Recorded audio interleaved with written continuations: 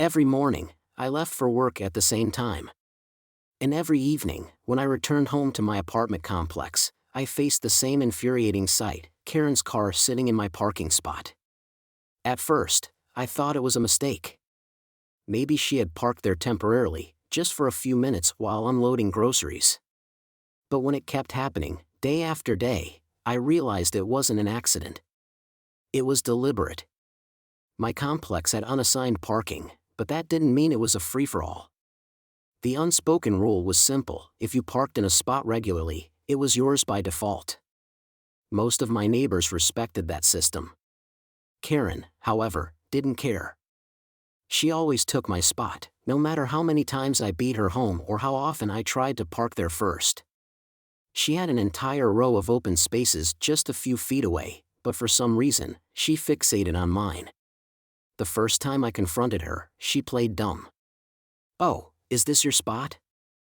"I didn't know," she said with a fake laugh, climbing into her car with zero urgency and backing out as if she had all the time in the world. The second time, she rolled her eyes. "It's not like there are assigned spaces," she said, slamming her door before speeding off. The third time, she didn't even pretend to care. She just shrugged and walked inside, leaving me standing there, fuming, with no choice but to find a new spot. And each time, she left her car sitting there for hours, sometimes overnight, as if staking her claim. I wasn't the only one dealing with her nonsense. My neighbors had their own complaints, blocking driveways, letting her friends take up visitor spots for days, even leaving passive-aggressive notes on people's windshields when they parked too close to her car. But no one wanted to start a fight. "She's just difficult," one neighbor told me with a sigh. "It's easier to ignore her." That might have been true for them, but I wasn't willing to roll over and let her walk all over me. I checked my lease agreement, hoping for something that would back me up, but it was vague. The property management office told me they couldn't enforce unspoken rules about who parks where. If I wanted a reserved space, I'd have to pay extra. The idea of shelling out more money just to avoid a selfish neighbor made my blood boil, but I wasn't ready to give up just yet. One evening, I got home late from work and, sure enough, Karen's car was in my spot. This time, I decided to wait her out. I parked in a far-off visitor's space, sat in my car, and watched. An hour passed. 2. 3. Finally, close to midnight, she strolled out, got into her car, and drove away without a care in the world. I immediately pulled into my spot, feeling victorious, until I woke up the next morning to find a nasty note on my windshield. "You don't own this spot," it read. "Stop acting like you do." That was the last straw. She had been playing games, but she had no idea I was about to change the rules entirely. After finding Karen's note on my windshield, I realized this wasn't just an inconsiderate habit, this was intentional. She knew exactly what she was doing, and she was daring me to stop her. That day, I decided to push back. If she wanted to play games, I'd make sure she regretted it. I started by parking in my spot earlier than usual, making sure she couldn't take it. But Karen was relentless. One evening, I ran a quick errand, only to return and find her car sitting there again. It was infuriating, but I kept my cool. I left a polite note on her windshield: "Hi, I always park here. I'd appreciate it if you could use another space." "Thanks." The next morning, I found my note crumpled on the ground. She had left her own response, scrawled in red ink: "Not assigned. First come, first served. Deal with it." That was when I realized talking wouldn't solve anything. Karen had made it clear she had no respect for anyone but herself. I needed another approach. I started documenting everything. Every time she parked in my spot, I took photos with timestamps. I noted which spaces were open when she arrived, proving she wasn't forced to park there, she was choosing to. I even asked a few neighbors if they had witnessed her behavior, and several agreed she had been hogging my spot for months. Armed with evidence, I went to the property management office again, hoping they'd take action now that I had proof. But once again, they refused to intervene. "Unless she's violating a written rule, we can't tow her," they told me. You could rent a reserved space if you want guaranteed parking.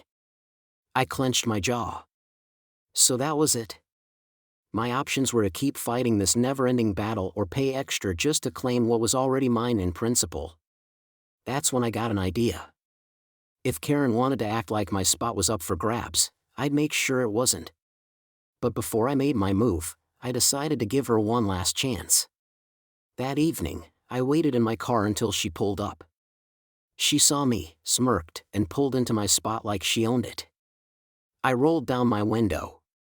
"Karen, I'm asking you one last time, please stop parking here." She leaned out of her car, arms crossed, and laughed. "And if I don't? What are you gonna do, call the cops?" I smiled. "No. But you'll see soon enough." She had no idea that by the next morning, my spot wouldn't just be mine, it would be legally off limits to her forever. Karen had no idea that I wasn't just bluffing. I had spent the night researching my options, and while the apartment complex refused to enforce unspoken parking rules, they did have a system in place for reserved spaces. The only catch? It wasn't cheap. The complex charged a monthly fee for a reserved parking spot, but after everything Karen had put me through, I was willing to pay just to shut this down once and for all. Early the next morning, I walked into the property management office and asked for a reserved space. The receptionist looked at me curiously. "You want to reserve that specific spot?" she asked, raising an eyebrow as she glanced at the parking lot map. I nodded. I could see the hesitation on her face. She probably knew about the ongoing battle between Karen and me, but it didn't matter. I was following their rules. Within minutes, I had signed the paperwork, paid the first month's fee, and received my official reserved parking permit. By the afternoon, maintenance had installed a bright yellow reserved parking sign with my apartment number right in front of my spot. I couldn't wait to see Karen's reaction. That evening, I arrived home earlier than usual, parked in my now officially reserved space, and waited. Sure enough, Karen pulled into the lot a few minutes later. As soon as she saw the sign, her face twisted in disbelief.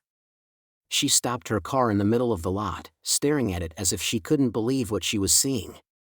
Then, she did something that proved just how entitled she really was. She pulled into my spot anyway. I almost laughed out loud. Even with a giant reserved sign in front of her, she still thought she could get away with it. But this time, I had all the power. I calmly walked over to her window and tapped on the glass. She rolled it down, already scowling. "This spot is reserved now," I said, pointing at the sign. "You need to move." She let out an exaggerated sigh. "Seriously? You actually paid for this?" "Yep." I pulled out my copy of the reservation agreement and held it up. "It's legally mine now. If you park here again, I can have you towed." Her jaw clenched. She looked from me to the sign and back again, trying to process the fact that she had finally lost. Then, instead of admitting defeat, she scoffed. "Wow. You're really that petty?" I tilted my head. "Petty? You stole my spot every day for months, ignored every warning, and told me to deal with it." "So that's exactly what I did." Karen's face turned red. For a second, I thought she was going to argue, but she must have realized she had no ground to stand on. Without another word, she put her car in reverse and sped off to park somewhere else. I stood there, watching her retreat, savoring the victory. But just when I thought the battle was over, Karen decided to escalate things even further. I thought getting my spot officially reserved would be the end of the battle. I had followed the rules, paid for my space, and made it clear that Karen couldn't park there anymore. But if there was one thing I underestimated, it was just how petty and vindictive she could be. Instead of moving on, she doubled down, determined to make my life miserable in other ways. The very next morning, I walked outside to find Karen's car parked directly behind mine, blocking me in. It wasn't in an actual parking space, she had deliberately positioned it so I couldn't leave. I knocked on her door, but she didn't answer. I called the apartment complex office, but since it wasn't in an official space, they said they couldn't do anything immediately. Furious but unwilling to let her win, I called a tow truck myself. The driver arrived within 20 minutes, and just as he was hooking up Karen's car, she stormed outside in a bathrobe, screaming at him to stop. "You can't do this." "I was just running inside for a second," she lied, despite the fact that her car had been sitting there for at least an hour. The tow truck driver, unfazed, simply pointed at the lease agreement I had shown him. Blocking a reserved space is a towable offense. If you want it back, you'll have to pay the fee.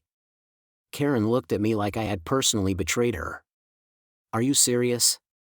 "You should really read the rules more carefully," I said, throwing her own words back at her. As the truck pulled away with her car, she stood there fuming. But that wasn't the end of it. Over the next week, Karen resorted to every passive-aggressive move she could think of. She started parking as close as legally possible to my spot, making it difficult for me to get in and out. She had her friends take up every nearby space so that I'd have trouble maneuvering. One day, she even left a bag of trash next to my car. But I didn't react. I let her dig her own grave. Then, she made her biggest mistake. One night, I came home late to find my reserved sign vandalized, spray-painted black, the numbers scratched out. I immediately checked the security cameras installed in the lot, cameras she clearly hadn't realized were there. Sure enough, the footage showed Karen, under the cover of darkness, defacing the sign with a can of spray paint. That was all I needed. The next morning, I marched straight to the apartment complex office and showed them the footage. This time, they had no choice but to act. Vandalizing property was a violation of the lease agreement, and within hours, Karen received a formal eviction notice. She had spent months trying to make my life difficult, but in the end, she had only destroyed her own. When she saw the notice taped to her door, I watched from my window as she tore it down and threw it on the ground. A few days later, she packed up and left, her car finally out of my sight for good. But there was still one final move I had to make before I could truly call this victory complete. Karen was gone, but I wasn't done yet. After months of dealing with her nonsense, I wanted to make sure something like this never happened again, not to me, not to anyone else in the complex. So I took things one step further. I met with the apartment complex's management and proposed a change. If one reserved spot solved the problem, I explained, why not implement a system that prevents this kind of mess in the future? I showed them proof of all the complaints about Karen, the issues with parking disputes, and even the security footage of her vandalism. Management agreed that the parking system needed an overhaul, and within a month, they rolled out an official reserved parking program for any resident willing to pay a small monthly fee. Now, no one would have to deal with random spot theft or passive-aggressive battles. The best part? Because I had been the one to bring this to their attention, they waived my reserved parking fee indefinitely as a thank you for helping solve the problem. After everything Karen had put me through, I now had my spot, forever, without having to pay an extra dime. As I settled into my now peaceful routine, I couldn't help but reflect on how Karen had sealed her own fate. If she had just parked elsewhere, none of this would have happened. If she had simply respected common courtesy, she'd still be living here, making someone else's life miserable. But her entitlement, her need to prove she could do whatever she wanted, had cost her everything. A few months later, I ran into one of my neighbors at a coffee shop. We got to talking, and they casually mentioned that Karen had moved to another complex across town. And get this, they said with a laugh, she got into a fight over parking there, too. Apparently, she tried pulling the same stunt, and guess what? They towed her immediately. I grinned. Some people never learn. But at least this time, it wasn't my problem. I had won, not just the battle, but the war. My parking spot was mine, permanently, and Karen was nothing but a bad memory. Some victories are small, some are satisfying, but this one? This one was absolute.